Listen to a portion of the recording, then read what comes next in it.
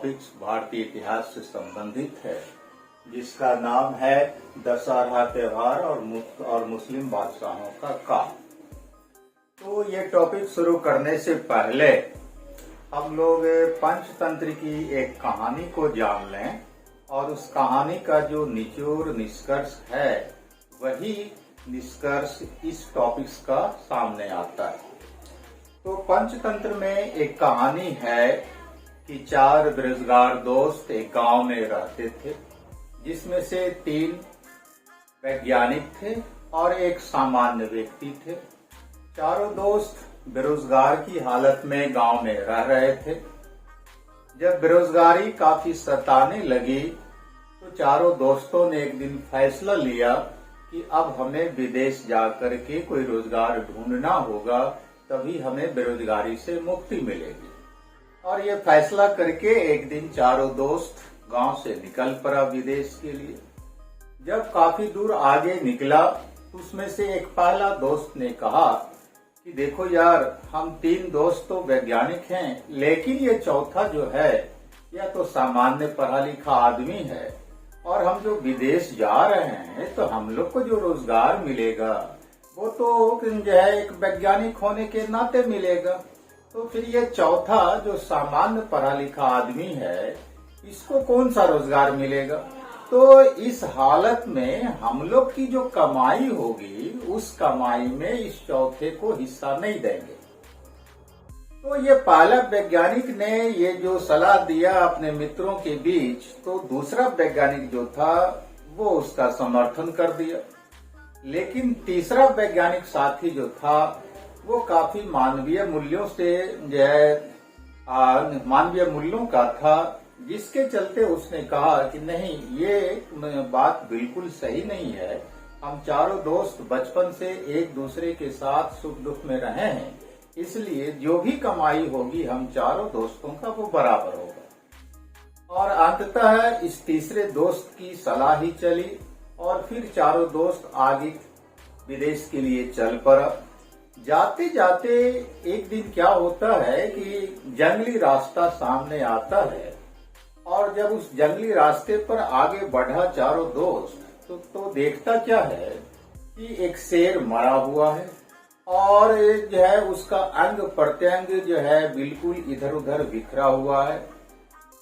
नतीजा क्या होता है, इस सीन को देख करके जो 3 वैज्ञानिक साथी था उन लोगों ने आपस में फैसला लिया कि हम लोग विज्ञान के छात्र हैं, वैज्ञानिक कहलाते हैं, तो और विदेश हम लोग जा रहे हैं नौकरी की खोज में, तो क्यों नहीं अपनी विज्ञान की शिक्षा का यहीं पर परीक्षण कर लें। तो नतीजा क्या हुआ कि तीनों दोस्त तैयार हो गया उस शेर को जिंदा करने के लिए अपने विज्ञान की शिक्षा के आधार पर। जब ये तीनों वैज्ञानिक साथी ऐसा करने के लिए तैयार हुआ तो चौथा साथी जो कम पढ़ा लिखा था, वैज्ञानिक नहीं था, उसने कहा कि देखो भाई, तुम लोग जो विज्ञान का परीक्षण यहाँ पर करने जा रहे हो, अगर ये शेर जिंदा हो गया तब क्या होगा? शेर जिंदा होने के बाद तो हम ही लोग को खा लेगा, इसलिए तुम लोग जो ये काम करने जा रहे हो, मतलब शेर को जिंदा करने का जो प्रयास करने जा रहे हो, यह आत्मघाती कदम होगा। लेकिन तीनों दोस्त जो था उस चौथे दोस्त की सलाह को मानने के लिए तैयार नहीं हुआ। नतीजा क्या होता है कि चौथा दोस्त जो कि कम पढ़ा लिखा था, उसने कहा कि देखो भाई, तुम लोगों को जो करना है करो, जब मानने के लिए तैयार नहीं हो तो जो करना है करो, लेकिन पहले हमको यहाँ पर से भाग जाने दो। नतीजा क्या होता है कि चौथा साथी वहां पर से भाग करके कुछ दूर जाकर के एक पेड़ पर चढ़ करके छिप कर बैठ गया। और ये जो तीनों वैज्ञानिक साथी था वह जो है शेर, मरे हुए शेर को जिंदा करने के प्रयास में लग गया। एक साथी ने हड्डी इकट्ठा किया, हड्डी जोड़ा, दूसरे साथी ने मांस, चमड़ा और जो है नर्वस सिस्टम को जोड़ा, और तीसरे साथी ने उसमें आत्मा लाने का प्रयास किया। नतीजा क्या होता है कि वह शेर जिंदा हो जाता है, और जिंदा होने के बाद जो है एक छलांग में झपट्टा मार करके तीनों वैज्ञानिक साथी को खा जाता है। तो ये जो कहानी है, इस कहानी से जो निष्कर्ष निकलता है वो क्या निकलता है? वो ये है कि जो है शास्त्र का ज्ञाता हो जाना अलग बात है और व्यवहारिक ज्ञान और परिस्थिति के अनुसार फैसला लेना अलग बात है। अगर कोई शास्त्र का ज्ञाता नहीं भी है लेकिन उसमें लोकाचार को समझने, लोक व्यवहार को परखने और परिस्थिति के अनुसार फैसला लेने का अगर बुद्धिमानी है, बुद्धिमत्ता है, तो वह सफल हो सकता है, उसका जान बच सकता है। तो यहाँ पर हम देखते हैं कि तीन वैज्ञानिक साथी शास्त्र का तो ज्ञाता है लेकिन लोक व्यवहार और लोकाचार के अनुसार आचरण करने की समझ नहीं है, जिसके चलते एक ज्ञाता और विद्वान होने के बावजूद भी वो तीनों साथी मारा जाता है और एक चौथा साथी जो कम या पढ़ा लिखा है लेकिन वह लोक व्यवहार को समझता है, लोक आचरण को जानता है और परिस्थिति के अनुसार फैसला लेने की कला में माहिर है, इसलिए चौथे साथी का जान बच जाता है, हालांकि वह सामान्य पढ़ा लिखा था।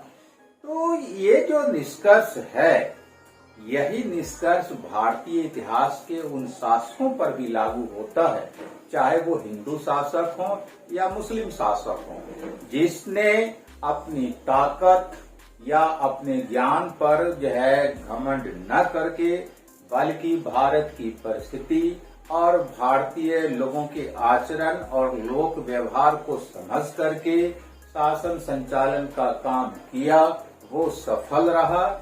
और जिसने ऐसा नहीं किया वो इतिहास के कूड़ेदान में फेंका गया। तो अब हम लोग आए अपने टॉपिक्स पर। तो टॉपिक्स जो है कि दशहरा त्योहार और मुस्लिम बादशाहों का काल। तो पहला इसका हिस्सा हम देखेंगे कि भारत में इस्लाम का आगमन कब होता है। तो हम लोग जैसा कि जानते हैं कि जब गुप्ता काल का प्राचीन काल में भारत में पतन हुआ, तो गुप्तोत्तर काल के दौरान होता क्या है कि पश्चिमी देशों मतलब रोम के साथ हमारा व्यापार थम सा जाता है। और जब पश्चिमी देशों रोम के साथ हमारा व्यापार थम सा जाता है, और थमने का कई कारण था, राष्ट्रीय अंतर्राष्ट्रीय दोनों कारण था, तो उस बिंदुओं पर हम नहीं जाएंगे क्योंकि हमारा टॉपिक्स वो अभी यहाँ पर नहीं है। तो जब गुप्ता काल के बाद पश्चिम के देशों के साथ हमारा व्यापार थम सा गया, तो पश्चिमी देशों के व्यापारियों का स्थान अरबों ने लिया। और ये जो अरब के व्यापारी थे वो दक्षिण भारत के मालाबार तट पर आकर के बसे थे और भारत और अरब देशों के बीच व्यापार का काम कर रहे थे। लेकिन हम ये जानते हैं कि 7वीं सदी में अरब की धरती पर इस्लाम का उदय हुआ, और जब वहां इस्लाम का उदय हुआ तो दक्षिण भारत के मालाबार तट मतलब पश्चिमी तट पर जो अरब के व्यापारी रह रहे थे, उन लोगों ने भी इस्लाम को अपना लिया। तो ये भारत में इस्लाम के आने का ये पहला जो है मजबूत साक्ष्य मिलता है। लेकिन उसके बाद फिर जो दूसरा पार्ट आता है तो वो है कि अरब एवं तुर्क आक्रमण। तो ये 7वीं सदी में भारत के मालाबार तट पर जो अरब व्यापारी मुसलमान बने, तो उन्होंने अपना व्यवहार एक व्यापारी के रूप में ही रखा, हालांकि वो इस्लाम को एक्सेप्ट कर चुके थे। लेकिन हम जानते हैं कि भारत पर उसके बाद विदेशी आक्रमण के रूप में 2 आक्रमण होता है, एक अरब और एक तुर्क आक्रमण। तो अरब का जो आक्रमण होता है भारत पर, हम जानते हैं कि अरब के द्वारा सबसे पहले 712 ईस्वी में सफल आक्रमण हुआ था मोहम्मद बिन कासिम के द्वारा। और ये जो आक्रमण हुआ था वो भारत के सिंध इलाके में, तो भारत के सिंध इलाके में हुआ 712 में, और 715 ईस्वी तक मतलब 3 साल तक मोहम्मद बिन कासिम जो कि 17 साल की आयु में भारत पर आक्रमण किया था, वो 3 साल भारत में रहता है। और भारत में रहने के दौरान यहाँ की परिस्थिति और यहाँ के लोक व्यवहार और लोक आचरण को वह नौजवान बड़ी तेजी से समझ लिया था। उसी का नतीजा हुआ था कि उसने खलीफा को एक चिट्ठी लिखा था कि आप हमें उस रूप में शासन करने का आदेश सिंध के इलाके में न दें जिस रूप में कि दुनिया के दूसरे हिस्से में इस्लाम के मानने वाले शासकों ने किया है। मतलब क्या है कि एक उदारता पूर्ण आचरण करने का परिचय सबसे पहला विदेशी आक्रमणकर्ता मुसलमान के रूप में अरब जो है विजेता मोहम्मद बिन कासिम ने दिया। लेकिन जो है हम लोग जानते हैं कि मोहम्मद बिन कासिम बहुत लंबे समय तक भारत में नहीं रह सके। सिंध इलाके में 715 में ही उन्हें भारत से वापस लौट जाना पड़ा और रास्ते में ही उनकी मृत्यु भी हो गई। उसके बाद जो अगला आक्रमण होता है वो तुर्कों का 1000 ईस्वी से जो है हम लोग जानते हैं कि महमूद गजनवी का आक्रमण भारत पर शुरू हुआ और जाकर के हम यह भी जानते हैं कि उसने भारत पर जो है 17 बार आक्रमण किया।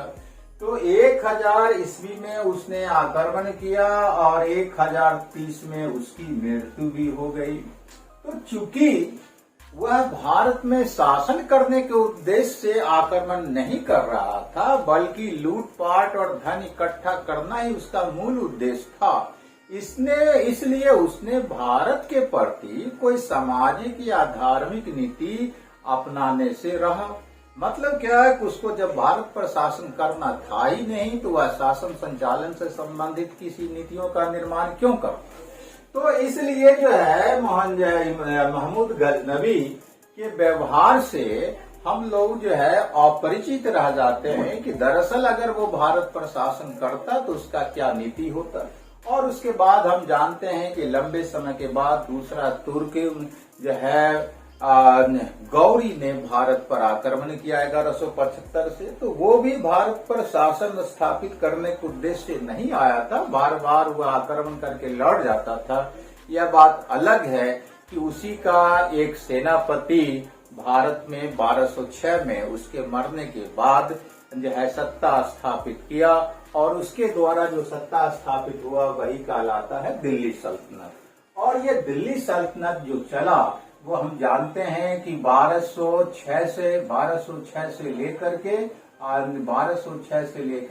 1526 ईस्वी तक जो है भारत पर दिल्ली सल्तनत का शासन रहा। तो ये शासन रहा। तो अब यहाँ पर सवाल उठता है कि इन लोगों के शासन काल में जो है हमारी संस्कृति के प्रति क्या व्यवहार रहा।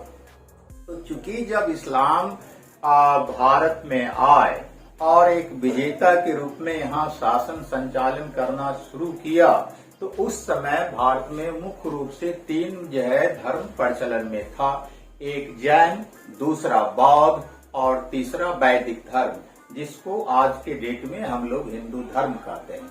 इन तीनों धर्मों की मूल शिक्षाओं के बीच काफी कंट्राडिक्शन था, काफी टकराव था। लेकिन इन तीनों धर्मों का ओरिजिन भारत ही था, मतलब ये तीनों धर्म भारत में ही पैदा हुआ था। इसलिए इन तीनों धर्मों के अनुयायियों के बीच हिंसा का वातावरण सामान्यतः नहीं बन पाता था। जो मतभेद था वह इन तीनों धर्मों के बीच मतों और शिक्षाओं के बारे में खंडन और मंडन ही होता रहता था। तो इस तरह से कोई जो है हिंसा का माहौल कोई बात नहीं या कोई जो है प्रतिशोध का माहौल सामान्य तौर पर इन तीनों धर्मों के बीच भारत में नहीं बना। यह बात अलग है कि पुष्यमित्र जैसा इक्का दुक्का शासक हुआ जिसने बौद्धों के प्रति काफी हिंसक रवैया अपनाया था और यही नतीजा है कि पुष्यमित्र शुंग जो है इतिहास की कूड़ेदान में फेंका गया। लेकिन चूंकि ये लोग जो विजेता के रूप में आए तो नतीजा क्या होता है कि शुरुआती ये जो 320 वर्षों का काल है 1226 से लेकर के 1206 से लेकर 326 ईस्वी तक का जो काल है, ये 300 वर्षों का जो काल है, इस काल में होता क्या है कि शुरुआत में जो है भारतीय धर्म के जो अनुयायी थे, चाहे वो जैन हो, बौद्ध हो या फिर जो है सो वैदिक धर्म के लोग हों और या फिर इस्लाम को मानने वाले लोग हों, तो इन दोनों तीनों समुदायों के बीच आपस में काफी ईर्ष्या, द्वेष और शंका और डर का माहौल था। नतीजा क्या है कि लंबे समय तक जो है इस्लाम के मानने वाले और जो है गैर इस्लाम को मानने वाले जो भारत में लोग थे, उन लोगों में दूरी बना रहा। लेकिन यह दूरी रह पाता कितने दिनों तक, या डर भय रह कितना दिन रह पाता, क्योंकि जब लंबे समय तक एक ही जगह जो है इस्लाम को मानने वाले को भी रहना था और गैर इस्लाम के लोगों को भी यहीं रहना था, तो नतीजा क्या होता है कि धीरे धीरे धीरे धीरे एक दूसरे के आचरण और व्यवहार को लोग समझने लगे, एक दूसरे धर्म के दर्शन और शिक्षा को लोग समझने लगे। नतीजा क्या होता है कि दिल्ली सल्तनत समाप्त होते होते हिंदुओं और मुसलमानों के बीच आपस में भाईचारा की स्थिति उत्पन्न हो गई। और यह वही दौर था जब भारत में जो है हिंदू मुस्लिम एकता या आपस में सहिष्णुता की स्थापना के लिए सूफी और भक्ति आंदोलन भी चल रहा था। तो जब दिल्ली सल्तनत का काल समाप्त हुआ तो उसके बाद भारत में जो है मुगल काल आता है, और हम जानते हैं कि मुगलों का जो शासन काल है वह 1526 से लेकर के 1857 तक का काल है। मतलब क्या कि कुल मिलाकर के 331 वर्षों का शासन काल मुगलों का है। तो इस काल में हम लोग क्या देखते हैं कि हिंदुओं और मुसलमानों के बीच भाईचारा बहुत ज्यादा स्थापित हो गया। खास करके अगर हम अब बारी बारी से जो है हिंदू पर्व को देखें कि इस काल में किस तरह से हिंदू पर्व मनाया जाता था, तो हिंदू पर्व के बारे में जो साक्ष्य मिलता है कि दिवाली, दशहरा, शिवरात्रि और जो है रामनवमी को मुगल बादशाहों ने राजकीय दर्जा दे दिया। और जिस दिन दशहरा होता था उस दिन शाही घोड़ों और हाथियों को नहलाया जाता था, उसे आभूषण पहनाया जाता था, रंग बिरंगे झूलों से उसको सजाया जाता था, और फिर उसके बाद राजा के निरीक्षण के लिए पेश किया जाता था, और निरीक्षण के बाद सजे हुए छतरी के साथ जो है दशहरा का जुलूस निकाला जाता था। तो ये जो है मुगल काल में दशहरा के बारे में जो शुरुआती दिखाई पड़ता है। और उसके बाद हम लोग क्या देखते हैं कि दशहरा किस रूप में मनाया जाता था, इस संबंध में कई विद्वानों के द्वारा जो लिखा गया है, अगर उसको देखें तो और बहुत कुछ बातें स्पष्ट हो जाती हैं। तो पहले विद्वान का जो नाम आता है इस संबंध में, तो भारत के पंडित राहुल संकीर्त्यान ने जीवनी, अकबर की एक जीवनी भी लिखी है। तो उन्होंने अकबर की जीवनी में लिखा है कि अकबर बहुत ही शान शौकत के साथ दशहरा का पर्व मनाता था। वह ब्राह्मणों से पूजा करवाता था और उसके बाद जो है माथे पर टीका लगाता था, मोती और जवाहर से सजे हुए जरी का जो है वो राखी बांधता था, बाज को हाथ पर रखता था, किला का जो बुर्ज होता था उस पर शराब का घड़ा रखा जाता था, और इस तरह से पूरा का पूरा मुगल दरबार दशहरा में हो जाता था। तो इसने तो राहुल संकीर्त्यान ने जो इस दृश्य का वर्णन किया है उसी से समझा जा सकता है कि अकबर या मुगल शासकों के काल में दशहरा के पर्व को कितना महत्व दिया जाता था। हालांकि जो हम लोग देखते हैं इतिहास में, वो क्या है कि मुगल शासकों ने हिंदू धर्म को मनाने और उसको लोक व्यवहार में उतारने के लिए काफी अलग से भी प्रयास किया और उसको कुछ विकसित रूप देने का भी प्रयास किया। उदाहरण के लिए मुगल शासकों ने प्रत्येक हिंदू त्योहार को मनाने के दौरान भोज का आयोजन करने का भी जो है अभियान चलाया था। तो इस तरह से दशहरा का जो त्योहार था उसको एक नया रूप मुगलों ने दिया कि दशहरा के दिन आम लोगों को जो है भोज का आयोजन भी किया जाता था आम लोगों के बीच में।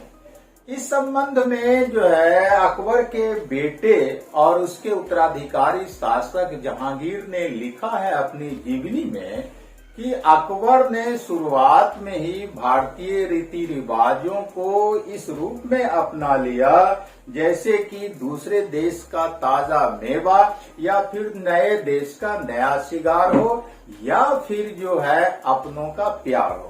तो जहांगीर जो अकबर के बारे में अपनी जीवनी में यह लिखता है कि अकबर शुरुआत में ही भारतीय रीति रिवाज और संस्कृति को काफी जो है दिलों ने काफी दिल से अपना लिया था और इस तरह से अपनाया था जैसे कि अपनों का प्यार होता।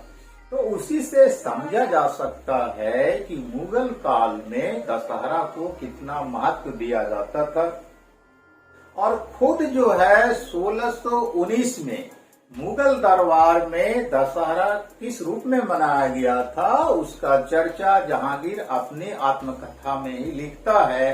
ठीक उसी रूप में लिखता है जिस रूप में पंडित राहुल संकीर्त्यायन ने अकबर के बारे में चर्चा किया है कि शाही हाथी और घोड़े को नहला धुला कर उसे सजाकर जो है उसके सामने पेश किया गया निरीक्षण के लिए और उसके बाद फिर जो है छतरी संजय टांग करके जुलूस निकाला गया जो है चौराहे पर सड़कों पर। तो इससे स्पष्ट होता है कि न केवल अकबर बल्कि उसके उत्तराधिकारी लोग भी जो थे वो भी दशहरा पर्व को काफी जो है दिलों से काफी दिल से मनाते थे। उसके अलावा फिर हम क्या देखते हैं कि जो है उसके बाद ये परंपरा शाहजहां के काल में भी जो है जारी रहता है। उसके बाद औरंगजेब का काल आता है तो औरंगजेब के बारे में हम लोग जानते हैं कि वह जो है इस्लाम की मान्यताओं को व्यक्तिगत रूप से काफी कट्टरता के साथ मनाता था। तो जिन जिन मान्यताओं का टकराव इस्लाम की मान्यताओं से था उसको उसने छोड़ दिया। लेकिन जब उसी का उत्तराधिकारी हुआ मतलब क्या है कि औरंगजेब के पंजे के मरने के बाद जब उसका उत्तराधिकारी और उस काल को हम लोग जानते हैं कि मुगलों का पतन काल कहते हैं 1707 से लेकर के 1857 तक के पीरियड को। मतलब औरंगजेब के मरने के बाद मुगल वंश जो 150 साल तक अस्तित्व में रहा वह पीरियड जो है मुगलों का पतन काल कहलाता है। और इस काल में कमोबेश जितने भी मुगल शासक हुए सबों ने दशहरा पर्व को काफी उत्साह के साथ मनाया। अब जैसे कि हम लोग उदाहरण के लिए देखें कि जहांदार शाह जिसका शासनकाल 1712 से लेकर 13 तक रहा मतलब 1 वर्षीय हुआ राजा था। तो अपने 1 वर्ष के शासन काल में उसने क्या किया कि लकड़ी का लंका बनवाता था और लकड़ी का लंका बनवा करके उसका दहन करता था। और इस काम में जो है वो मुगल बादशाह जहांदार शाह काफी बढ़ चढ़ करके भाग लेता था जिसमें जनता की भी काफी भागीदारी होती थी। तो ये जहांदार शाह के बारे में दिखाई पड़ता है। उसी तरह से अगर हम देखें कि मुगल बादशाहों में से जो अंतिम 2 बादशाह हुए चाहे अकबर द्वितीय जिसका शासनकाल 1706 से लेकर के 1806 से लेकर 1837 तक है और अंतिम मुगल बादशाह बहादुर शाह जफर जिनका शासनकाल 1837 से लेकर 1857 तक है। तो इन लोगों के शासन काल में भी जैसो दशहरा पूजा दशहरा त्योहार काफी धूमधाम से मनाया जाता था और आम जनता की भागीदारी चाहे वो हिंदू हो या मुसलमान हो सबों की समान रूप से भागीदारी होती थी। इस संबंध में एक ब्रिटिश यात्री एन एंड्रू लिखते हैं अपनी पुस्तक जकाउल्लाह ऑफ दिल्ली में। तो जकाउल्लाह ऑफ दिल्ली में एक ब्रिटिश यात्री एंड्रू लिखते हैं कि उन दिनों हिंदुओं का जो त्योहार होता था उसमें हिंदू और मुसलमान दिल खोल करके भाग लेते थे और काफी खुशी खुशी से हिंदुओं का त्योहार भारत में मनाया जाता था। तो ये दृश्य हम लोग उत्तर भारत में खास करके देखते हैं मुगलों के शासन काल में जो कि 331 वर्षों तक रहा। अगर हम फिर दक्षिण भारत की बात करें तो दक्षिण भारत में प्रसिद्ध मुस्लिम शासक हुए मैसूर के हैदर अली और टीपू सुल्तान। तो मैसूर में सब दिन से दशहरा त्योहार काफी धूमधाम से मनाया जाता है। तो जो इतिहास में साक्ष्य मिलता है कि हैदर अली और टीपू सुल्तान दोनों ही काफी बढ़ चढ़ के दशहरा त्योहार में भाग लेता था और वहां की जनता की भी, चाहे वो मुसलमान हो या हिंदू हो, काफी भागीदारी होती थी। हिंदू और मुसलमानों के बीच त्योहार मनाने के मुद्दे पर कोई भेदभाव नहीं होता था। तो ये जो है संक्षेप में हम लोग देखते हैं कि जब भारत में मुसलमान शासकों का काल रहा उस दौरान दशहरा पूजा कैसे और किस रूप में मनाया जाता था। तो संक्षेप में हम कहेंगे कि काफी जो है आत्मविश्वास के साथ और जो है सो भाईचारे के साथ, सहिष्णुता के साथ यह धर्म मनाया जाता था, आम जनता के द्वारा भी और जो है फिर शासकों और बादशाहों के द्वारा भी। तो आज हम अपनी बात यहीं समाप्त करते हैं। फिर दूसरे वीडियो में दूसरा त्योहार देखेंगे कि वो कैसे मनाया जाता था।